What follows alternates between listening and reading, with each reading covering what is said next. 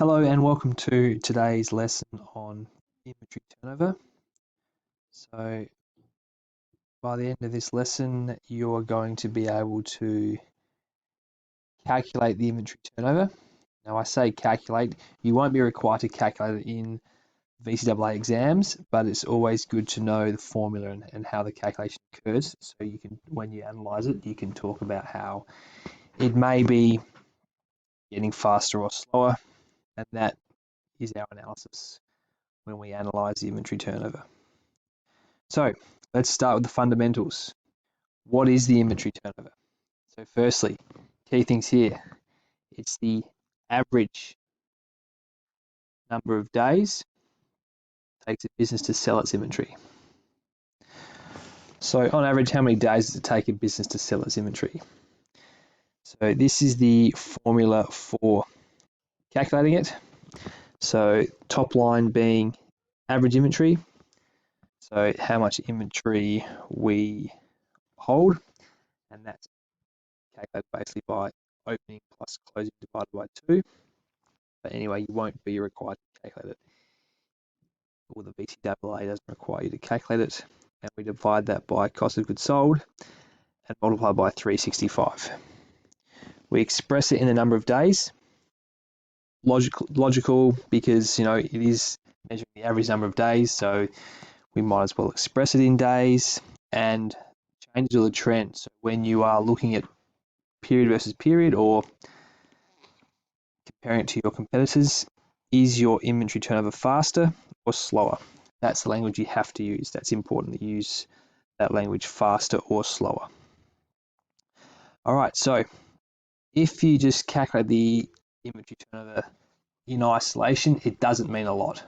We need to be comparing it to benchmarks and some good benchmarks to compare it to previous periods. So how has the business gone compared to the last period? Are they selling their inventory on average faster or slower?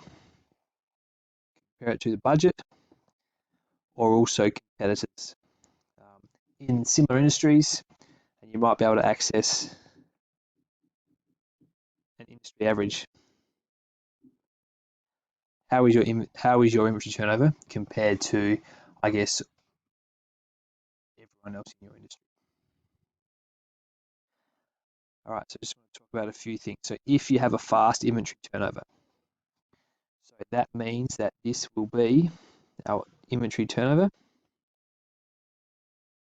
Fast inventory turnover will imply that we are selling our inventory on average. It's not taking us many days to sell it, so this will be low. And that could be caused by, I guess, our average inventory being low or our cost of goods sold being high. So if we were to look at, a fast inventory turnover, if it was driven by higher sales, so meaning our cost of goods sold was higher, that's a positive. If we're selling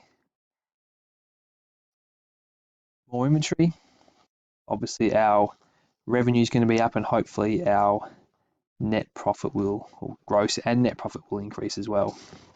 We might have effective inventory management.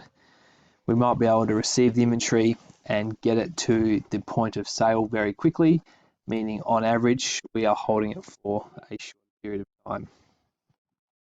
A possible disadvantage of a fast inventory turnover driven by high sales could be that our selling price is too low, which means we are selling it quickly. However, possibly if we were to raise the selling price, we might slow our inventory turnover, but there's going to be positive impact on our gross and net profits. Now, looking at our top line, average inventory. So just want to talk here about if you had high levels of inventory, which would slow your inventory turnover. So it means that this average inventory top line is higher, which implies that our inventory turnover will be slower. So think about this though, advantages of holding high amounts of inventory. So the first thing, you won't miss sales. customer can always come into your shop and there will be the inventory there for them to buy. They're never going to see an empty shelf.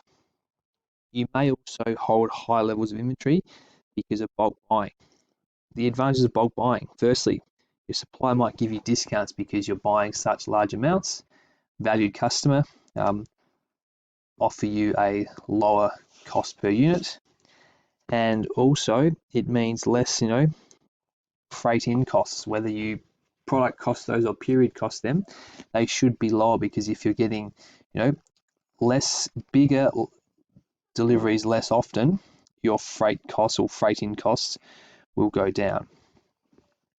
Some disadvantages of holding high levels of inventory. So firstly, storage costs. To store inventory, large amounts of it, you might need to have a separate warehouse to your shop front. You then might need to have employees and associated wages expense to man that storage facility, the warehouse. You might also need increased security costs. So all these will potentially impact on your net profit. Also, there could be a risk of inventory write-down, whether your goods become obsolete because you hold them for so long, or they may get close to their use-by date and you have to discount them to get them sold before they go off and you have to scrap them. But that's another risk. And also pressure on liquidity for having a lot invested in inventory. So firstly, if you bought the inventory for cash, there's obviously an upfront cash payment that's going to deplete your cash resource. Also, if you may have bought it on credit, which means you've got higher levels of accounts payable, current liabilities, which will affect your liquidity as well. So that's discussion around holding high levels of inventory. You can basically flip them all for a low level of inventory. So the disadvantages of holding high levels of inventory will become advantages of holding low levels, and also with your advantages, they will become your disadvantages, of holding low levels of inventory. So after today, hopefully what you've learned, how to calculate the inventory turnover. Again, it's good to know it's good to know the formula so you can talk, so you can help you analyze it, but you won't be asked to calculate the inventory turnover. Then analysis. So look at, key things here. The language you use, is it faster or slower? And then for reasons why it may be. All right, thank you for that. Goodbye.